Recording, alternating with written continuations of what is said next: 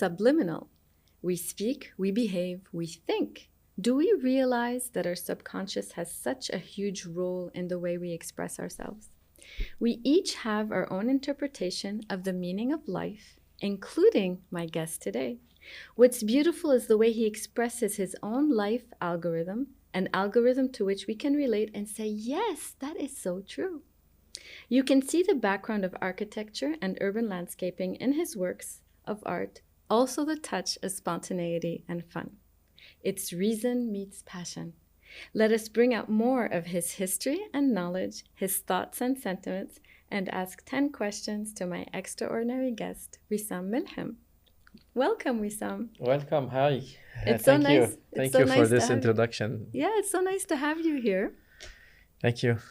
So, how about just giving a small description about yourself before we start with the questions? A small description. Yeah. a bit of a background of yourself. Okay, I'm an architect actually, and I studied architecture and did the landscape urbanism as a master's, and then I started working with Nadim Karam as an architect, and then I'm teaching at AUE, I'm teaching at Alba now, and architecture, yes, and at the Lebanese University I'm teaching the master programs for landscape.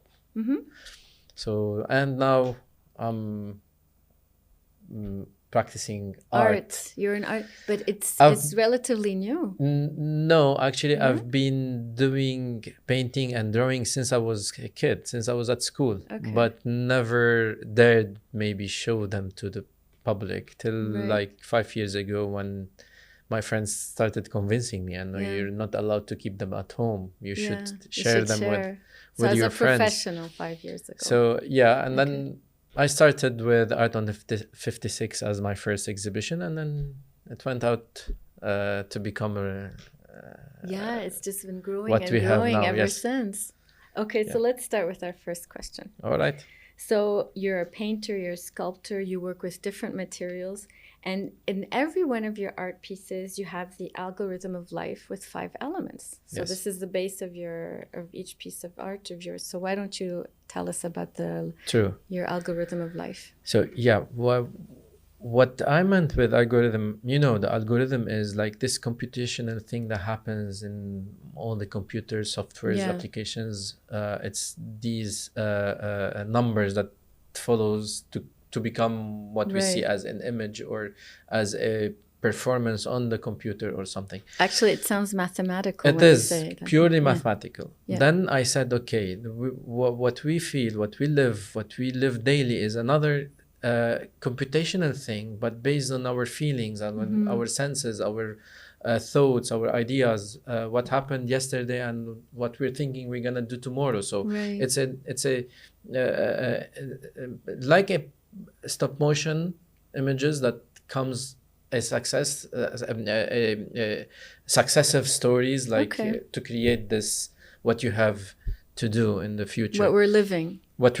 Okay. So, and then I decided to take these as elements and create some elements for these algorithms that combine together and form the story of each of us. That link each thought and idea. Yes. Okay. And then I decided that, we're living, we cannot live without freedom, we cannot live without dreams, we cannot live without our identities, and we cannot live without our own power over ourselves to decide all these things. So those are 4 essential elements for me, and the human is like the catalyst of all these 4 elements. Without the human, there is no freedom, no liberty, no power, and so on. So, and then gave if you want a graphical representation or a element that represent those 5 things. A picture, you mean? A picture, which is the bird for freedom, the cloud for dreams, and the crown for the power, and the city for the identity. Okay, though the identity is not only the identity with the city, it's the belonging to the a connection, community or the group or whatever. But I turned it out to be represented as the city. Okay. And then the human. So the human without those 4 elements is a robot. Right. Okay. And those elements without the human doesn't make sense. The five together create the stories, create this algorithm. Yeah. And all of the 5 images are in each one of your pieces of art. Yes. Yeah. And then sometimes some of them disappear. Sometimes maybe if I don't draw a bird, but I draw the freedom in something else that probably that is reflecting a bird or something. Right. Yani sometimes I turn abstract more than just drawing exactly the silhouette of the bird or the city. So there's always this abstract formation of the painting that always have those five depending elements. On your mood. Yes, depending on the state of mind. Okay. And the theme maybe, or the project I'm working on. So when I look at your art, sometimes I see chaos being clarified. That's how I see it sometimes. Everybody sees it differently. And you put so much emotion and ideas in them. And I'd like to talk a little bit about the different periods of art. Okay. So because this is where I'm getting at. So there's classical art, which is very aesthetic, and it's supposed to be very pleasing to the eye. That was the intention of classical art, right? Yes. Very technical. Then it evolved into modern art. This is when photography started coming to... I didn't know that, actually. So modern art is different than contemporary art. Yes, definitely. Yeah. And contemporary art is more of a reflection of a statement of society, which didn't exist so much. It had to be very subliminal in classical art.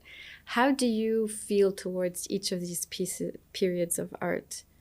Okay, what you said is like always people mix between modern and contemporary. Yeah. They call everything that's today is called modern. But right. If we're talking about the school, modern is different, totally different than contemporary. And yeah, classical, I don't belong, if you want, to the classical period. I do started maybe having some influences by modern artists at some point. Who's a modern artist for you? I don't know if I can classify Basquiat in a modern. Oh really? I would have thought he's contemporary. So maybe he's between the two. I don't know. I'm not the art historian to really know how to classify those things, but I was like really in that period of time, Basquiat was like a huge influence. A huge influence on me. But what I see now, my work is really becoming contemporary because I'm like dealing with the way I see things and the way I draw things is like if it is in an artificial figurative, you know, that is the figurative type of art, right? And then I feel it's not figurative, but it is artificial figurative. That's how I see my work. That's kind of difficult to understand. Maybe I even feel like sometimes I don't understand what I'm doing, where I am, you know. But it's something nice comes out of it. But you always keep thinking about where I am now, right? And then because if you look at any of my paintings, you can see a real human or a real bird or a real city.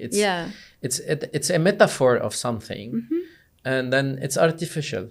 Okay, but this is nowadays. It's the artificial things happening around us. Right. We're not real always. So. Oh, you think so? Yeah. You don't think like the real of our emotions are coming out?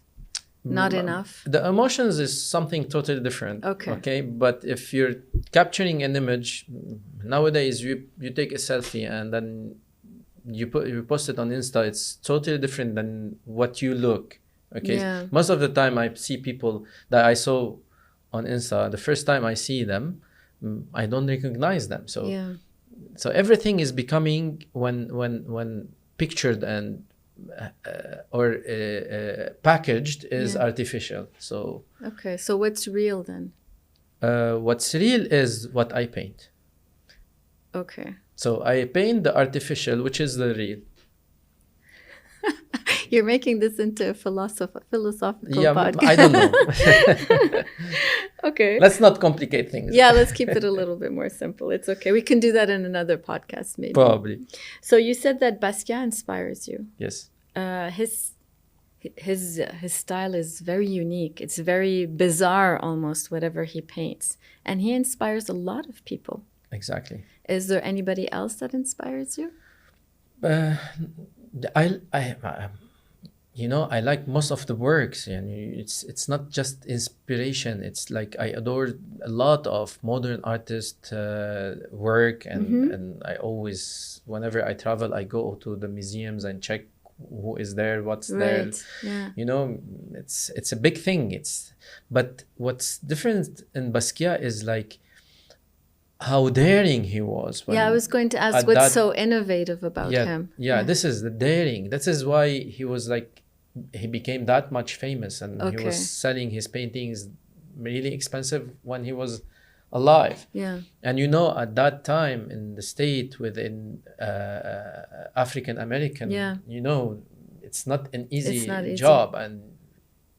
And you're talking about like how many years ago? About 100? No, little less? Basquiat was in the 60s? 60s, 70s, something like that. Right, okay. Again, I'm not sure about the dates because I'm really bad in history. So we'll stick to art. Yeah. So this is what influenced me. It's not just what he draws, but how he draws it. Mm-hmm. Okay. Yeah. The topic that he talks about that influenced me. Mm-hmm. The Social daring issues. thing that being able to draw something that people wasn't used to at that time. Mm-hmm. So this is what made him like really famous artist, actually. He pushed people to think differently. Yes. Okay. And controversial. Yeah, of this course. Is the most That's when important. it's controversial, when you push people to think differently. Exactly. Okay. Did he impact people of all cultures at the time? Yes, he had big influence. And I was like listening to one of the interviews by George Kondo, another artist. Now he became very famous. Mm-hmm. And Basquiat died early. And then George Kondo was a friend of Basquiat, and they met. And then they was like, George Kondo mentioned that many of the artists at that time were really influenced, or like were really had impact on what Basquiat was doing, and then how art was moving, especially that Basquiat was working with Andy Warhol, and Warhol at that time was like the star pop art bomb in the state, and with the advertising and all these things. So that's pushed him more to become more famous and more known. With his relationship with Andy Warhol. Yes, exactly. So it had an influence back then on art. I know that you read a lot. Yes. So how much have your readings, have they impacted your growth, your development in your art? Because your art is visual.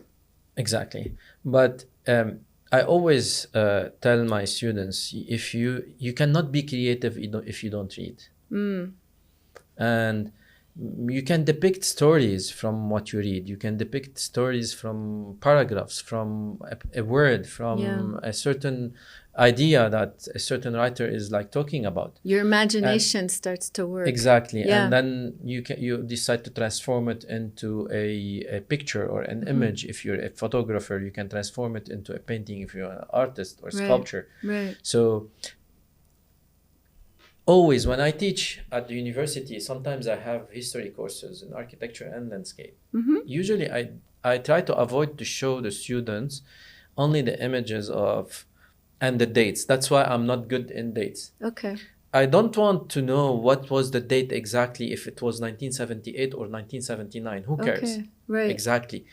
You can always go back to the book and see what was the date. Yeah. But what is important is more than the date. It's what happened that time as a holistic approach in philosophy, in culture, and in politics, what was in going religion, on in what the was world. going on, Yeah. especially the philosophy, Yeah. and those journalists who wrote, who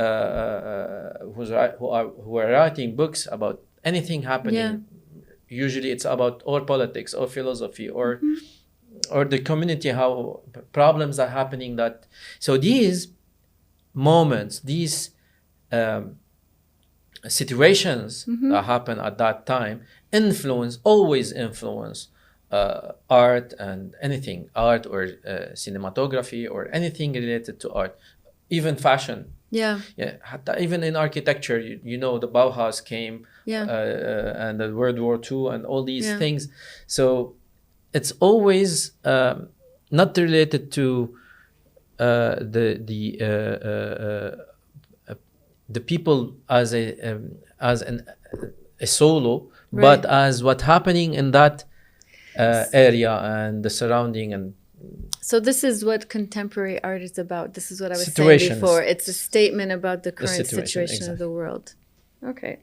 Nietzsche said, "We have art in order not to die from the truth." Yeah.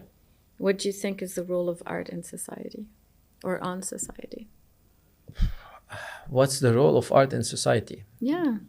Because some people denigrate it. They say, what for? And, but it has an important role in society.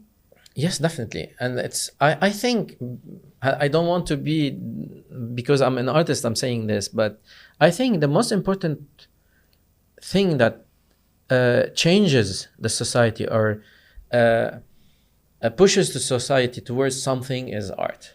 And art in general. I'm not talking about only art in like painting. Yeah. Anything related to art. Music. Even music. Fashion, as you said before. Music is a very important thing, actually. Yeah. And what's more important now is like the cinema. And cinema is an art also. Of course. And what you see is like a depiction of the reality sometimes. And then now it's becoming more available. You can see it on Netflix, you can see it on YouTube, you can see it. Everything related to art now is like affordable. You can see it everywhere. It's easy accessible. So before we were not used to have all these platforms. Yeah. So now we can express away whichever way we want. If you don't go to visit Paris and go to its museums, or another country and go to the galleries and the museums, you cannot see art. You're bounded but by the streets that you're living in. Now it's more widened and it has a big influence. Okay, so can podcasting be a form of art? Definitely. Definitely. Everything actually. So I can feel like I'm contributing in one way. Yes, you are. Because everything you do with passion actually is art. What would you like to be remembered for? Yeah. I always say, I came here, every one of us came here, should leave a trace, a message. If you don't do that, as if you just lived for eating and drinking and sleeping. But more than that, you need to keep a certain trace, a certain stamp on. So this is what I want. I want at least somewhere they say, okay, maybe remember that someone started by saying those 5 elements are the algorithm of life. Now, how I'm gonna develop them later, this is the important part. If I just, I'm now in a phase where I'm developing them. So there's something new that's gonna come soon, I mean? Yes, that I'm transforming it into more, if you want, abstract, but more powerful. Okay. Which is like creating an advanced philosophy out of it. So looking forward to that. Hopefully we can succeed with this. So this is what, bringing something new actually, and being consistent on it. So it will, at the end of the day, maybe somewhere in one of the books, maybe they will write about this algorithm. But this is what I hope. This is I dream for. But let's mention a little bit about your development. This is not from your earliest works, but this is a book that you made. If you can hold it from the other side, please. So this is a little bit from the beginning, sort of. right? Yes, beginning, little if you bit. want, when I was like becoming like an artist, established artist. Right. So let's see what one with all the 5 elements. Where is there one with the 5 elements? So the bird, Yes. which is the freedom. The city. Yeah, the city. And the human. The human. Let's see, we don't see the, where's the crown? Let's see. There is the city, the bird, the cloud. The cloud, the dream. Human. Yeah. And then in here, for instance, the crown is represented by the sun. Yeah. Oh, okay. Okay. Yeah. The sun is a power as well. It's a definite power, yeah. So, I can always play with the elements, but usually the crown is represented by the power. But I can change, I can just depict another way of showing power. Yeah, one of the or dream or one of the elements. And there's also here, because your paintings had a lot of the prime colors in them, and with black and white.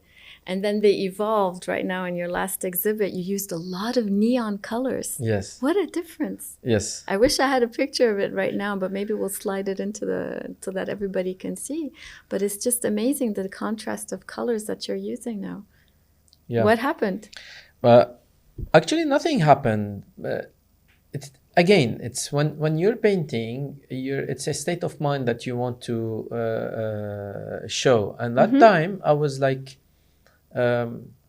really, my thoughts are really into colors. They're mixed with colors. So I thought, okay, let's develop these 5 elements into more than just the primary colors and the black and white. Let's be more daring. Yeah. And I wanted to be like shocking. Because you don't see neon colors. You might see bright colors, but you don't see neon colors too much in art these days. Maybe there is a small trend now where artists are like using neon color or bright color, but it's not really common. But there are some artists that using it. But again, I was like, I wanted to, by the messages that I was mentioning in my last exhibition, which was I draw whatever my mind doesn't digest. Okay. So, whatever your mind doesn't digest. Yes. That's interesting. And then this was the synopsis of the entire project. Is it digestible afterwards? Yes. So are you able to digest after you paint and stuff? No. I draw it. Okay. Okay. Yeah. And then I wanted to be shocking in the image that I was showing. Yeah. Somebody asked me right before the podcast, is your art fine art? And I didn't know how to answer because I don't exactly know how to define fine art. What is fine art? I don't know. So what do they mean by this question? Is my art is fine art? I don't know. That's why I'm asking you. I thought I'd ask you, what is fine art? Actually, my work can be, I sometimes look at my work and say, am I painting or am I drawing? There is two different things, drawing or painting. Yeah. What I see sometimes, I draw, usually you draw on a paper, right, and then you paint on a canvas. Yeah. So what I'm doing is like I'm pushing more than drawing on a paper, but drawing sometimes on a canvas, and but using different strokes. So when you draw. Yes. Sorry, I'm interrupting, but last time you drew on jute also. Yes. Yeah. Okay. So the difference between the mediums and on a paper or on a canvas. So it's just the stroke that you use. On a paper, you can use this pen and then you draw a sketch. Right. But on a canvas, it's just using the brush and drawing with the brush, drawing maybe with the oil paints. So it gives it more maybe richness to the drawing and becomes like more towards a painting than a drawing. Okay. Okay. So yeah. Okay. What would you tell the observer? How are we supposed to look at art? I know everybody says, like every artist says, oh, you see whatever you want to see.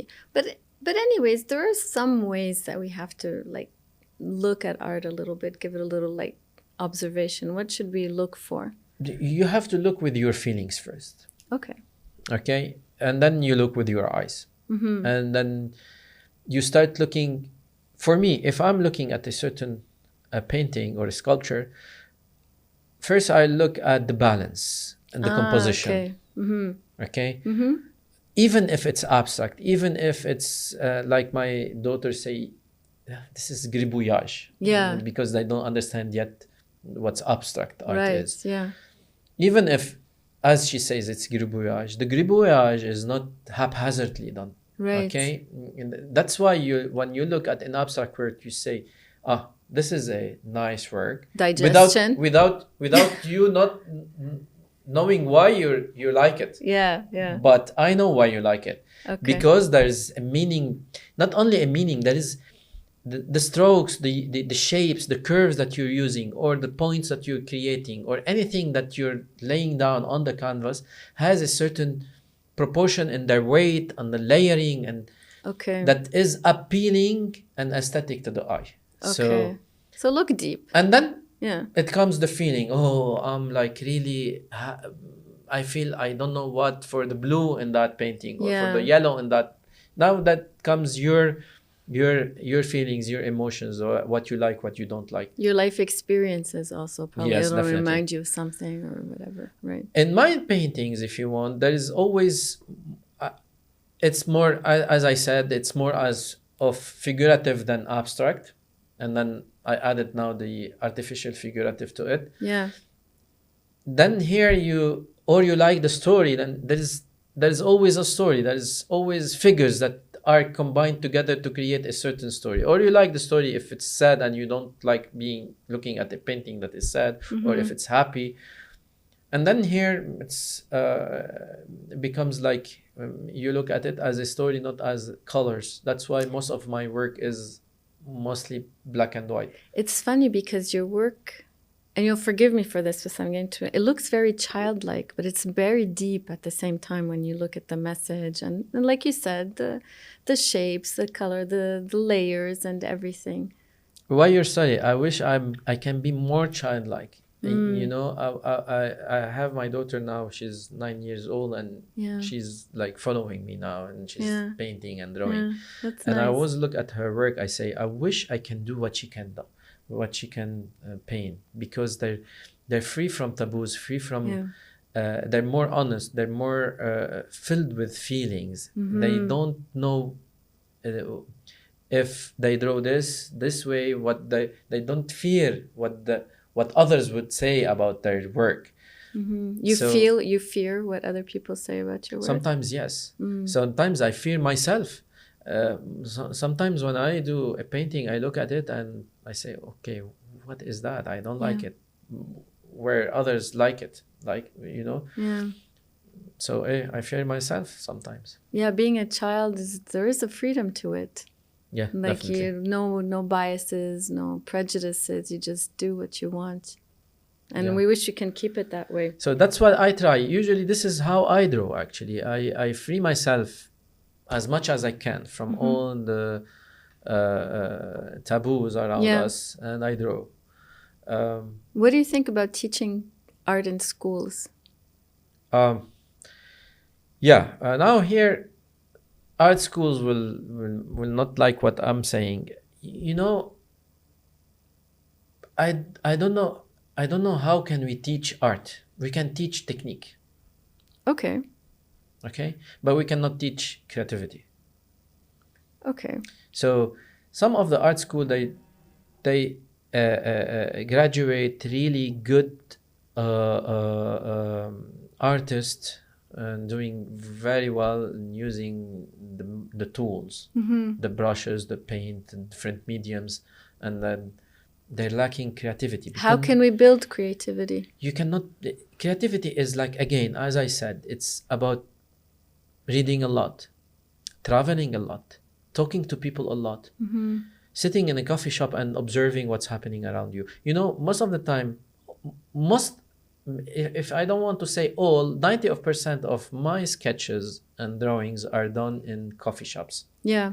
I Or in remember the when you post airplanes. the stories. Yeah. Okay, so this is where I can capture ideas, and then you can draw them you can draw them abstractly. You can, depends on how you feel at ease with your art and your style. Yeah. So if you don't do that, if you just sit in your studio and say, I want to paint, Yeah. you will never be able to be creative or paint. There is nothing that comes from God, like they say, and then you're creative and then you start painting. If you're not filled with images in your backgrounds due to museum visits, due to traveling and seeing what other people's work, seeing architecture, seeing cities, talking to people, reading books, reading philosophy, and capturing all these images, and then your brain automatically will start combining them automatically with no force. Believe me, if your brain is towards art, okay, that is this thing that I don't know, maybe in medicine they can just explain it, how our brains functions, but there are part which is for art, part maybe for other things, and then each person will have his brain developing certain, but it won't work if you don't feed it. So you need to feed your brain. Okay. Can I share how I think you can build creativity? Yes, definitely. Because you mentioned children. I think being around children, that's incredible, because you just see a whole different type of behavior. They talk and they say things and everything in such creative and imaginative ways. And also just by changing your routine. Exactly, 100%. I agree with you. Children are important in your life. And then changing your routine is what I said. It's traveling a lot, moving a lot. But even, I mean, like your daily routine, changing the time of your coffee, anything silly like that, going to a different coffee shop instead of the same one, just like these little routine things, they take you out of your comfort zone. Definitely. Yeah, I agree. So what is the art scene like in Lebanon? What message would you like to send to the Lebanese? Wow. The art scene in Lebanon is doing great actually those days. Yeah. And then a lot of really good artists are emerging. There's so much and some talent established that I'm artists seeing. are like really doing well. Yeah. I think what happened lately from the economical issues that happen and how it impacted the society and how people are fearing from what's going to happen tomorrow. Not being able to know what's their future. Are we gonna stay in this country? Are we leaving? Should we leave? Should we stay? And definitely the war around us and all these conflicts around us creates, if you want, another people want to express themselves. Yes, exactly. So then artists have like some messages to deliver, and then they work more, and then they're more motivated. And at the same time, from the other hand, the collectors and the clients and the art scene is like booming, because people like now the only thing that's the only is if you want the only beautiful thing and encouraging thing that stayed during this period is art. So people that so in this like in a motivation to survive and to continue, so they moved into working on art, and other people they were encouraged maybe to do so. And they had the time. Definitely. And the others were like, okay, let's go see galleries, because let's see something beautiful instead just staying at home and looking at Insta and seeing all these pictures of all the news that's happening and I don't know what. Right. Okay. So what makes the ordinary extraordinary? What makes the ordinary extraordinary? That's a difficult question. How can we define that something became first extraordinary? I cannot say that. This is a piece of art, this question. I cannot say that it's I can be extraordinary. Every time I do something, I'm super worried about what's gonna come next. Is it gonna be better or worse than what I did? And then this fear that I have, that brings me maybe the motivation to work harder, that make the second job more perfect, maybe, and more developed, that maybe we can say it's an extraordinary work. So the effort that you put in, the extra effort, over the fear. Yes. That's a nice thought. I never thought about it that way. Over your fear makes it extraordinary. Yeah. Yeah, well, thank you, Ouisam, so much. I really enjoyed this. Thank you for you. We have a little sculpture here in the background to show a little bit of your work. And where can people find you? Yeah, they can find me on Insta. I have my Insta account, Ouisam Melhem, Ouisam with O-U-I. I'll put it in the description. Then, they can get in touch with me if they want to visit the studio. They can come and visit me, and that's it. Yeah, you have a lot of projects coming up. Yes. A lot of amazing stuff we're going to talk about soon. Yes, I'm having a big project now that's going to come in like a month from now. I cannot talk a lot about it right now, but yes, it's a big thing. Awesome. We're looking forward to it. Very big thing happening. Yes. Thank you so much for joining me today. Really enjoyed it. Thank you. We'll see you soon. See you. See you.